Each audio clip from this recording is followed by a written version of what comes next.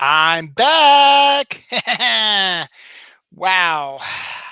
That hasn't happened in a while. Been off the air for about 10 minutes to get this all set up.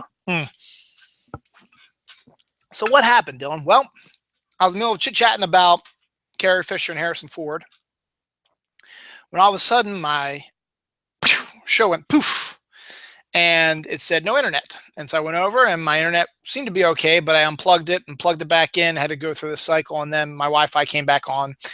So I had to reset the show and redo another episode real quick, 166.1, just to finish up what I was going to talk about. I was going to try to end at 2 o'clock, but because I had this little 10-minute break, I'm going to add a few things that I wasn't going to because this will only be like an extra half hour added to it. So the original episode 166 will only be about an hour and 50 minutes. This one will be the additional time that I was going to talk about. So nothing really matters to anybody, but I did send my buddy Scott Trutman the link. So if he wants to watch it, he can. If he doesn't, that's okay. And I think I got you back. So it's cool.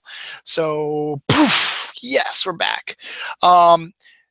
This is the second part. So if you just stumbled upon this and are like, what the hell is he talking about? Go to YouTube and type in Dylan Knows episode 166, not point one. This is point one. And you'll see an hour, as I said, hour and 50 minutes where I've discussed Fantastic Beasts and where to find them, and REM's Out of Time, and some Thanksgiving stuff as well. So what I'm going to do now, I'm going to finish up my thought on Carrie Fisher and Harrison Ford, and then I'm going to discuss a little bit about some trailers that came out, and then we'll talk about the Flareoverse real quick because they got a really cool thing coming up, and I think I'm gonna. And then one thing that I teased earlier in the other show, something that I've never done in my life, I'm going to do this week. So let's finish up. So as I was saying, Carrie Fisher announced that she had an affair with Harrison Ford during the filming of Star Wars when he was married and she was 19. It lasted the length of the filming of the movie, and then once they were done filming, they went their separate ways. Carrie Fisher is writing a book called The Princess Diarist, which is going to be her behind-the-scenes look at the making of Star Wars. And if you've never read any of Carrie Fisher's stuff before, read her stuff. She's hilarious. She's really well written, really good writer as well. Well written and very funny. So in order to do this, she wanted to, since this was, an affair that happened when Harrison Ford was married. He's no longer married to that woman, but he was at the time when the affair happened, and she wants to discuss it in her film, in her book. So she called him up and said, "Hey, I'm going to talk about our affair in my new book. Just giving you the heads up," and also gave him a copy of it before anyone else got it so he could have it and see what she said about it. So he seemed to be fine with it. So we're all good. We're all good about that. So check that out. The Princess Diarist by Carrie Fisher should be out in bookstores and Amazon now. I don't know for sure if it is or not, but just give it a try, look for it. But it should be out. If not now, it'll be soon because, apparently people have read it and were able to mention this and then bring up the story. Now, what was the thing that I'm going to do this year that I've never done before this week? Well, let's think about what this upcoming week is. It's Thanksgiving and it's Black Friday. Yeah, this guy right here is going to attempt to go to a Black Friday sale. Now, it could all change. This week I'm going to do some little more research, but there is a specific gift that both my son and daughter, they both want a Nintendo 3DS. And, I'm not going to buy one and have them share because that would be a disaster. So we have to buy one for each of them. So they each have one. However, as of now, before all the sales, stuff like that, they're $200. I'm not spending $400 on Christmas for them. That'd be it. That's Merry Christmas. There you go. You got your 3DS, nothing else. Santa said you weren't good.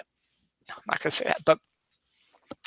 But then I started thinking, I was like, you know what? Black Friday's coming up. And the Monday one, which is Cyber Monday, and the online stores and other stores like this, they tend to have these big sales events that they like to do around the holidays to get themselves in the black. Yeah, Black Friday, get it? And we've seen the horror stories, the Targets and the Walmarts and Toys R Us's and the stuff like that, where you've got the mobs of people outside waiting, and then they open up, and then the mobs come in, and people get trampled and smashed and thrown into stuff, and then they grab the stuff, and people want that thing, and they grab it from him. Fights break out. I think people have gotten shot before and stabbed and all kinds of awesome stuff. Yeah, America. stuff like that.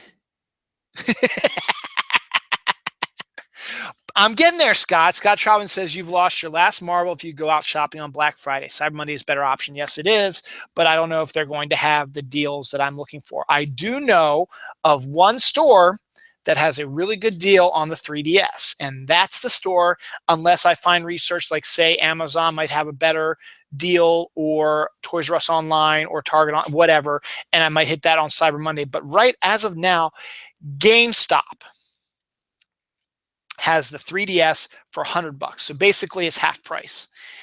I can handle $200 a bit better than $100. Rather than $400, excuse me.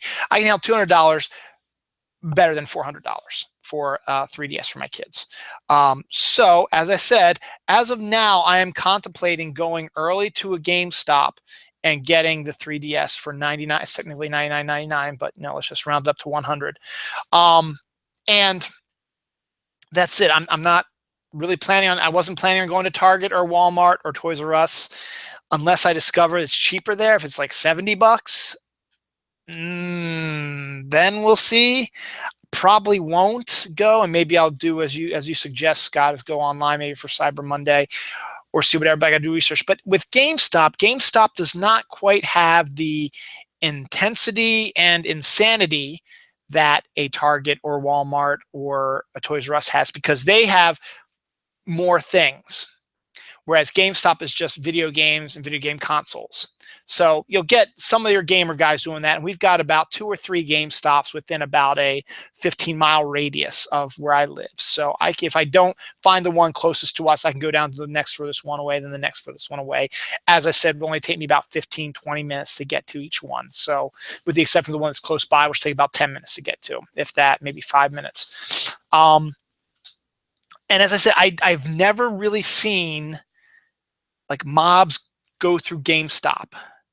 I've seen them at Target, I've seen them at Walmart, I've seen them at Toys R Us, but not really at GameStop. So as I said, right now, that's what I'm going to be aiming at, and I will probably go early on Black Friday to get GameStop, unless I'll have to wait and see, because if Dawn is actually going to go to work on Friday, which she's still up in the air about, we'll see. I'll have to think about it. Maybe as you said, Scott, maybe I should check out some of this stuff. But I want to check out Amazon because they have their deals. I'm going to check that out, see if they have a better deal, or one that's, if they have the 3DS for $99.99 also, yeah, I'll get it off of Amazon, and boom, it's in my thing, and I'll get it sent here directly, and we'll be set, and I won't have to do anything. If it's not, then a GameStop is not that bad. So I said there's a possibility that I might not go out, but if I do, it would just be to GameStop. It wouldn't be to a Target or Walmart or Toys R Us, which you're right. I've lost my marble, Scott, if I did that. So there's that. Trailers. This, it's, you're getting to the, Thanksgiving movies, where, movies that come out the day before Thanksgiving. Disney's got a new one, Mona's coming out, around Thanksgiving, and Fantastic Beasts came out this week, and then you've got the stuff coming out Christmas time, Rogue One and stuff like that. And you're going to start seeing a lot of trailers for upcoming big movies coming up within the next year or so. The rumor mill already is churning that Rogue One will have the first trailer for Spider-Man: Homecoming, which I'm excited to see. Obviously, it'll be online the day before or whatever, so I won't actually. I want to go see Rogue One, but I don't necessarily have to go and wait when we go see it, because we might not see it till after Christmas, because that's when we saw Star Wars Force Awakens last year. We didn't go opening weekend. We went like around New Year's, so we went a couple weeks after it came out. But I'll be able to see the Spider-Man: Homecoming trailer online because they always post them. But there were 3 trailers I was looking at that came out over the last couple weeks, whatever, and kind of interesting looking at them. I think I talked about the Wonder Woman one already. That was my last couple shows ago. But Beauty and the Beast live action version came out. That's one stars Emma Watson, who played Hermione Granger in Harry Potter. And it is a live action version of the Disney film that everybody loves. And technically, it's the big thing now to do via Disney, as they do these live action remakes of their cartoons. So Beauty and the Beast just happens to be the next one. They've got a is it The Lion King? They got one. think a live action version of that coming up because Jungle Book did really well earlier this year. Mulan, I think, has one, and maybe Little Mermaid has one coming up, and Snow White, no, right, not Snow White. Cinderella had a good one that came out either last year or earlier this year as well. Maleficent, the Sleeping Beauty aspect that came out good. The Snow White and the Huntsman, that type of thing. So it's in Alice in Wonderland, obviously, with the Tim Burton versions. So you're getting those types of remakes, live action remakes of things. So you got Beauty and the Beast, and basically the trailer is almost a shot for shot remake of the trailer for the cartoon. So it looks like they know what they're doing. I think Bill Conti is directing it, maybe, and he's known for his extravagant dancing and stuff like that, and the stuff we've seen. It looks really good. The backgrounds. I mean, Emma Watson looks perfect as Belle. They got a really good look at the Beast. You've got the Chip and the candelabra and the grandfather clock all in their human form, talking like they did in the cartoon. You got Gaston. You see what Gaston looks like. He looks like Gaston, and you've got the Beast looking badass and the dancing and just some of the neat backgrounds. A shot of Belle on top of this hill in the springtime. The background is just really beautiful and stuff like that, and the snow and stuff like that. So it looks good. My daughter, we saw the trailer for that yesterday before Fantastic Beasts, and she seemed interested in it. So I'll probably go and see that with her, or my wife will go take her. Either way, it doesn't matter to me. One way or the other, we'll get her to see it sometime. Ghost in the Shell. I think Scarlett Johansson is one of the sexiest actresses we have out there. And that means, yes, I'd like to have sex with her, but that's besides the point. Yes, she is one of the sexiest actresses we have. And there's been a lot of outcry about her new movie, which is coming out either in the summer or in the spring, the live action version of Ghost in the Shell, which is an anime that's hugely popular in Japan. And the big outcry is that Scarlett Johansson is playing the main character, who is Asian. And it's just basically, it seems like they're whitewashing again. And so there's a possibility, but then they showed the trailer for Ghost in the Shell, and it looks really, really good. You still got a lot of your Asian actors. Yes, it's not an Asian lead actress, but it's Scarlett Johansson. And I'm not saying that makes it right, but she's got the pedigree for being able to do these sort of physical things, and it looks like she might be a little bit more naked than we expect. She's also wearing bodysuits also a lot, so we're not really going to see everything, but we're going to see everything, if you know what I mean. And it looks actually, they've got some really cool makeup. Like there's the one woman who's got the white and the red eye type things going on. That was kind of cool looking. And the trailer itself looks like it's very faithful to the anime, so you gotta like that as well. And it's Scarlett Johansson. She's sexy as hell. And you'll hear about how sexy she is in February when Jerry Fletcher and I do our top 10 sexiest actors and actresses top 10 list. But that's not for a couple months. So you'll probably forget all about that. I said Scarlett Johansson. She's going to be on the list, and you'll probably forget all about it. And then you'll be surprised, like, Scarlett Johansson. Yeah. Hot. And then finally, the other one that we saw, we didn't see that one as part of Fantastic Beasts, probably because it's going to be rated R, probably. But we did see Kong of Skull Island, which also was released just recently, also with Tom Hiddleston, Samuel Jackson, John Goodman, John C. Reilly. I forget who the actress's name is. There's a not a famous actress, but a pretty, a good character actress is in it as well. And it's going to be the rebooting of the King Kong universe. And we've already seen, and they're going to connect King Kong to Godzilla. We saw the Godzilla remake a couple years ago with Bryan Cranston. And that's going to be, I think, in the same universe as this one. So Kong of Skull Island is going to be the next one in that thing. And there's rumors down the line there's going to be a King Kong versus Godzilla movie coming up. There's going to be a sequel to Godzilla, which is going to be connected to the whole, shared universe that Marvel basically brought, didn't create, because there've been shared universes before, but let's be honest, they were the ones to create this first connected shared universe, to have their actors go between movies like they did. It was like a first time you ever seen that. Now everybody's doing it now, and this is their version of it with Godzilla and King Kong and stuff like that. So this one we get to see a new version of King Kong, but it looks like it's not going to be like the King Kong movie because, to be honest, the Peter Jackson remake was terrible.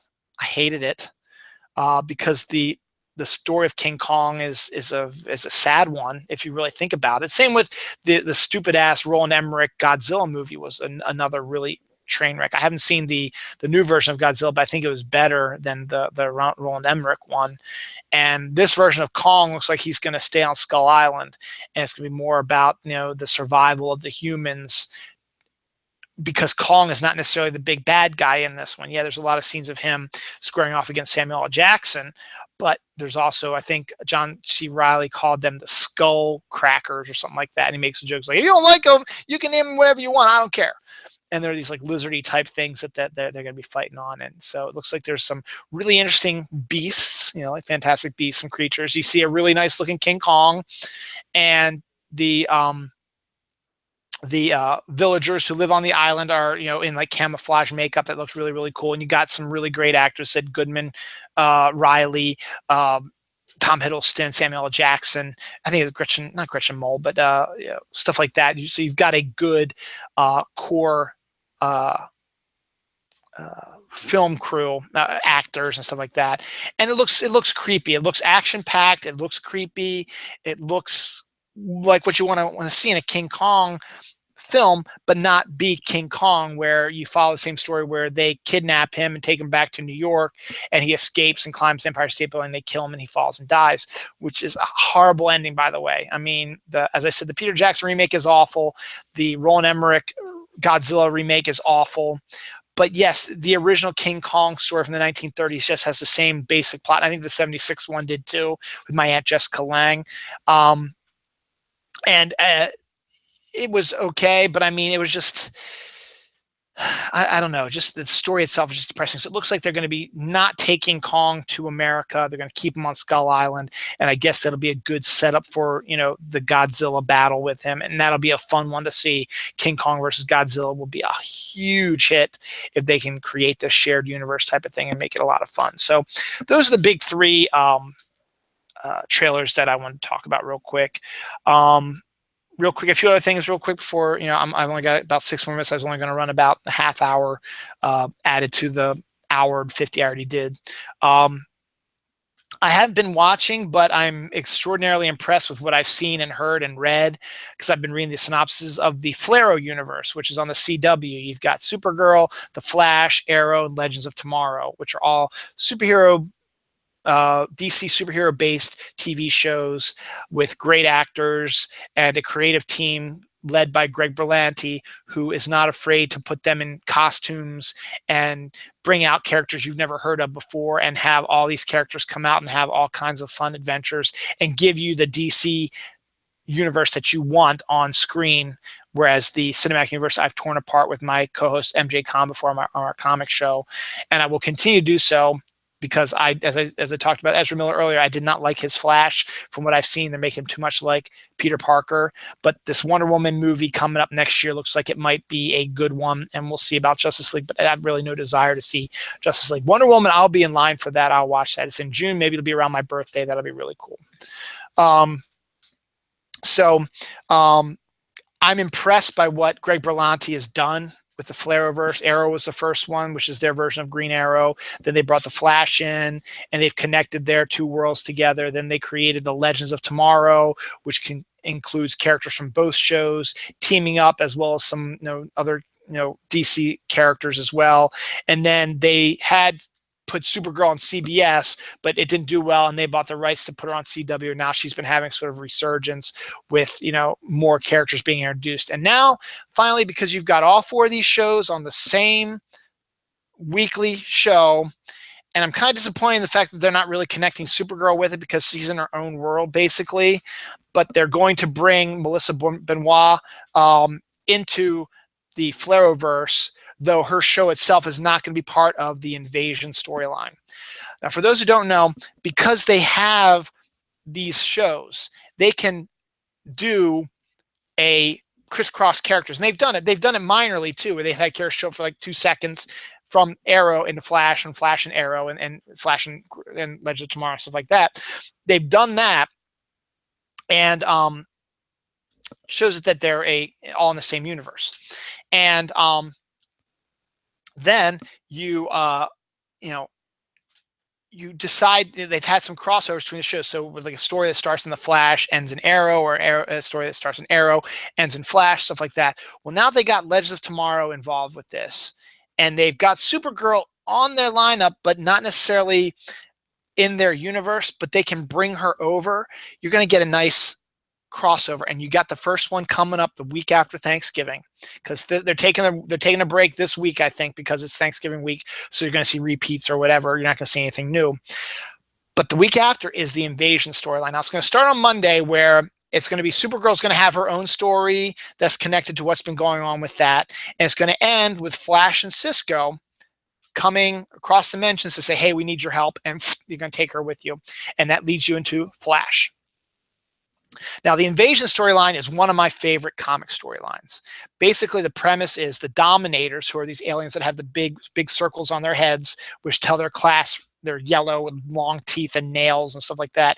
They have created a invasion force that they want to take over the Earth, because they've dealt with the Earthlings before and they hate them and they want to destroy them. They get a bunch of alien species together to invade together instead of just one. So there's just Dominators invading Earth. You're going to have the Dominators, the Daxamites, the Kuns, and the shapeshifters. So I can't remember what species they were.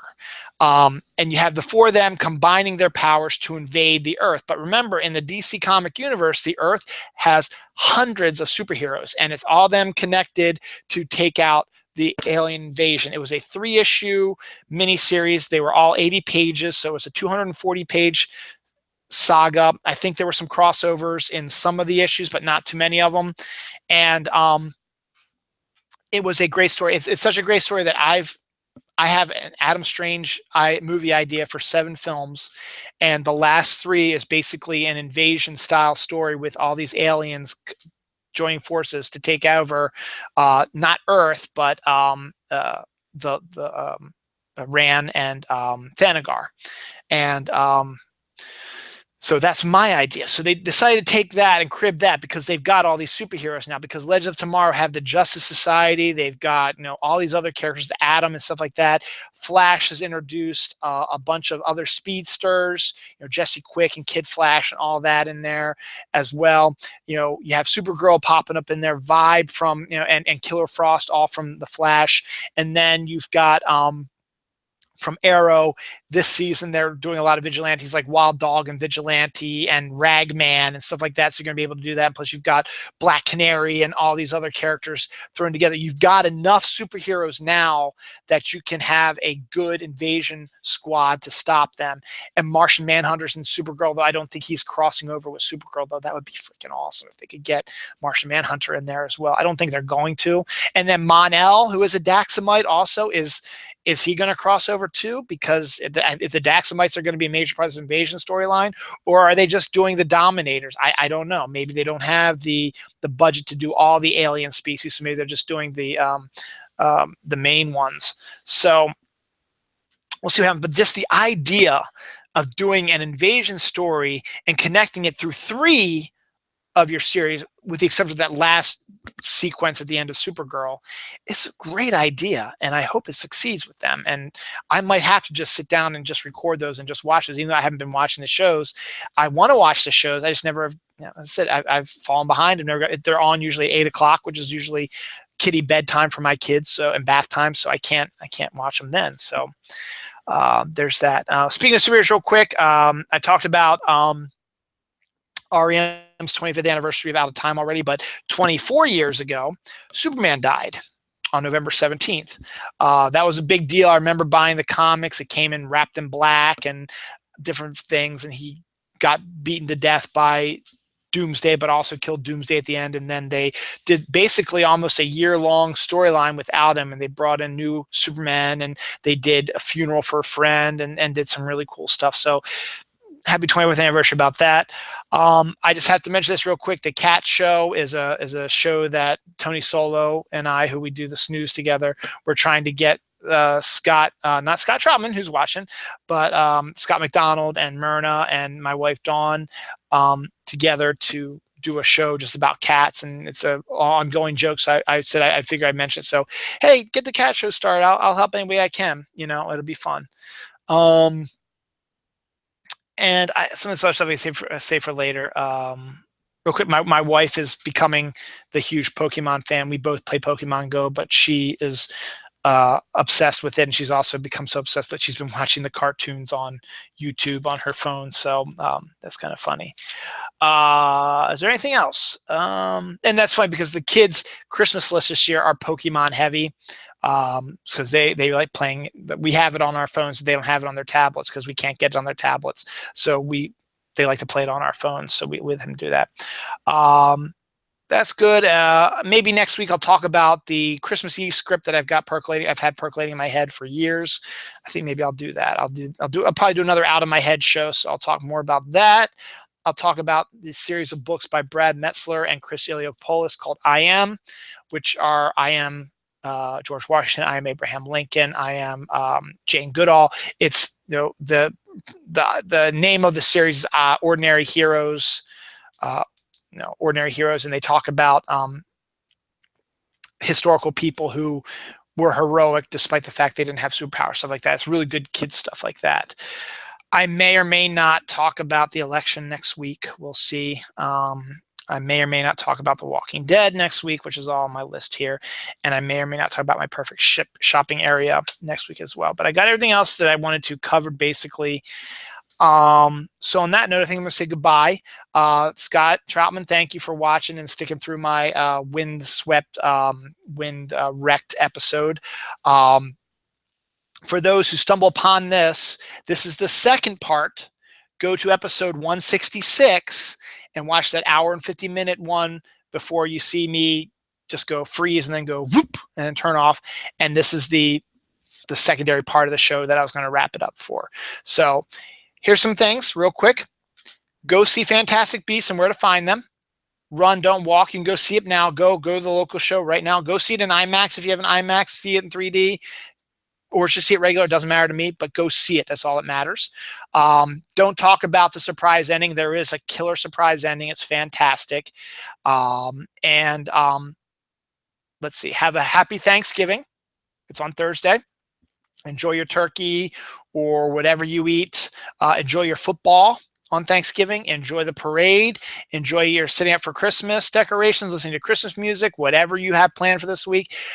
If you do, remember the Wednesday before Thanksgiving is the busiest drinking day of the year. It's busier than St. Patrick's Day. It is busier than New Year's Eve.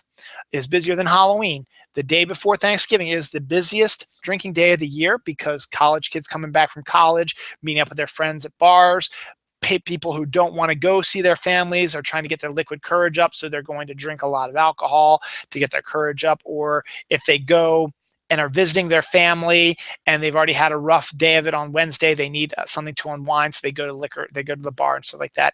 So be careful if you go out. Be sure to watch The Walking Dead tonight. We're going to find out what's going on with Maggie and Sasha. And I don't know if I got anything else. Stay strong, stay happy, stay vigilant, be careful, stay warm, be excellent to each other. Be nice. Happy Thanksgiving, everybody. Thanks for watching. I'll be back probably next Sunday since Saturday is going to be a family in-law party, and my wife tends to like to stay till like as late as balls. So 8, 9 o'clock at night. So I probably won't be able to make it. And it's an hour away from here. So I won't be able to make it back in time for a show probably Saturday night. But look for one on Sunday afternoon. As I said, I got some stuff already thought up here, and then we'll see what happens over the next 3 to 5 days. What's going on? Oh, okay. Scott, take Luke, go see Fantastic Beasts now. Thanks for watching. Everybody else, thanks for watching on replay. It is 2 parts, so watch. If you catch this one first, you're going to have to go back and watch the other one first. This is the second part. That's why it's 166.1. Happy Thanksgiving, everybody. Hello, Amora.